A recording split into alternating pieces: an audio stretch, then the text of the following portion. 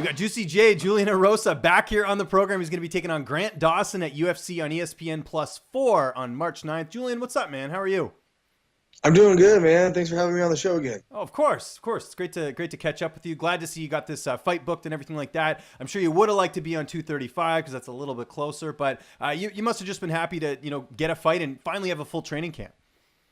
Oh, for sure. It's one thing to get a short notice fight, and in the UFC, it really doesn't matter. When you get a short notice fight, you're still taking it. You're taking any opportunity to get back in the UFC that you can. So, I was willing to take any kind of opportunity that they gave me, and obviously that didn't work out the best for me, but it did get me back in the UFC, and now I got a training camp to fight Grant Dawson, and I think it's a great matchup for me, and it's at the weight class that I want to be. So, it's worked out for me. And sounds like your dog's pretty pumped up about it too, and I don't blame him. You guys are both Contender Series vets. It should be a great fight. But before we talk about that matchup, your last fight, like I mentioned, you went up a weight class. You fought Devonte Smith, one of the tough prospects in the UFC. Is there anything you can take away from that performance that you can bring into this fight? Yeah, it's all about preparing yourself for somebody's strengths and try to exploit their weaknesses. And I think the fight was just, obviously a fast fight. It ended quick. I made a mistake in that fight, but it was more it wasn't a mistake that I made consciously.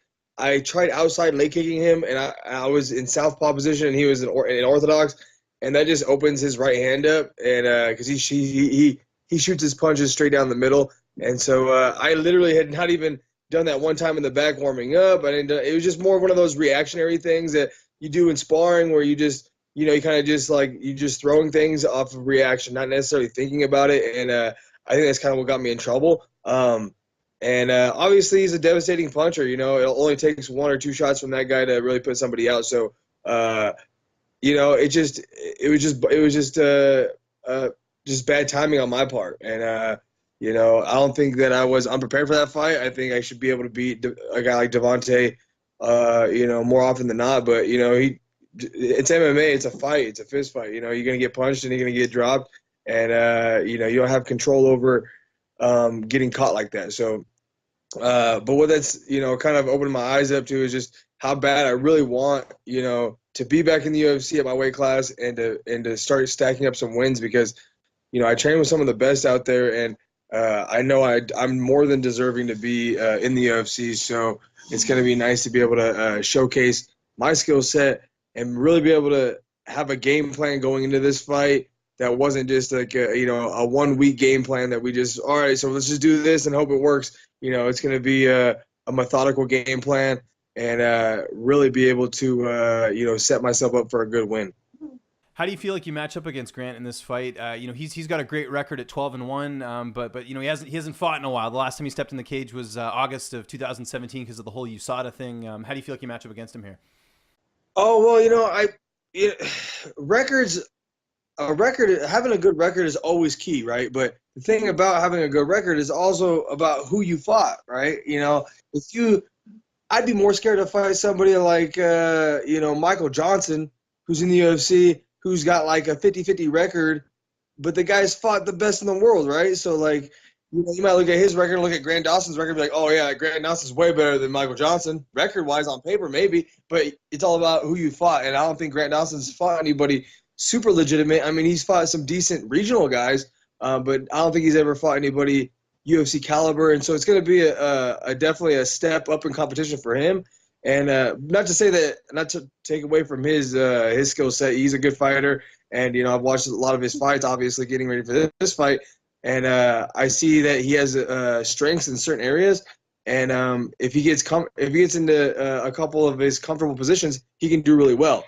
But you can't be a one-trick pony. You got to be able to adjust and adapt. And I think that's kind of one thing he's lacking. So I think it's a good matchup for me. He's not a devastating striker like Devonte. He's a kid who's going to try to get his hands around me and take me down. And I've always thrived in those types of fights because I'm so long and lanky and so awkward with my stand-up that, for him to get in, it's going to be, he's going to be dodging a lot of weapons coming in, and he's going to have a hard time taking me down because of my length. So I think it's a great matchup for me. One of the other advantages you have is that you train in Vegas, and you get a lot of fighters coming in using the PI. There's a lot of cross training, and just your camp, Extreme Couture. I mean, there's sort of the who's who in there, especially in the lighter weight classes. Who are some of the guys you've been working with for this camp that are helping you get ready for Grant Dawson? Well, we've had a couple of guys that I work with a lot. They just fought, and so they haven't necessarily been in the gym a bunch. But I had guys like Lance Palmer, Jeremy Kennedy, two totally different sized guys that are in the same weight class as me that offer the same kind of strengths that Grant Dawson offers. They're grapple heavy, wrestle heavy. Not to mention they got good stand up, and not to mention they're some of the best in the world. And so guys like that, I'm getting ready and helping Dan Ige get ready for his fight as well. He's fighting a guy that's longer and lankier like me the weekend after me. So me and him are going to be getting ready quite a bit as well. I got my partner and buddy from home, George Arcala, and then my buddy Andy, who's down here as well. But neither one of those guys are well-known fighters. They're not in the UFC or anything, but those guys are tougher than even the UFC guys I've trained with before. And they're some of the best still too. So, yeah, I mean, and the thing about Vegas is we have so many people coming in and out that we get to see new looks all the time. It's not like I get the same guys over and over and over again and be able to just to work my magic on them all the time. I have to switch it up and trick new people instead of tricking the old people over and over again. So, yeah, like you said, Vegas is one of those melting pots that everybody comes in and out, and it really gives me an advantage to see all these different looks. You mentioned Jeremy. He's a Canadian guy. Another Canadian guy I know that was down there training there is Gary Mangat. He just signed with one championship. Yep. Did you get to work with him at all? Oh yeah, for sure. I kind of forgot to name him as well. He's obviously a lighter weight dude, but man, the guy's strong and he's big for 125. It's crazy. I thought when I first seen him, I thought he was a featherweight because I kind of seen him from a distance, but he's real muscular.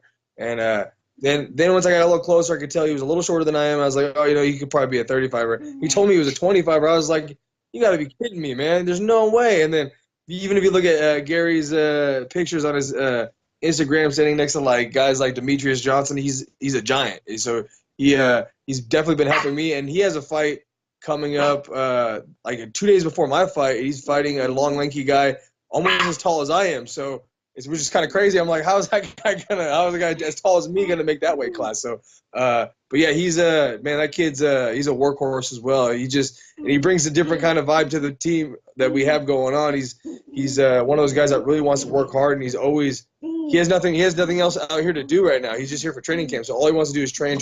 So it motivates everybody else to do the same thing. I'm kind of the same way as he is, and so it's just it brings another person like-minded into the process, and so it always gets us to keep each other accountable to make sure we're getting all of our practices in.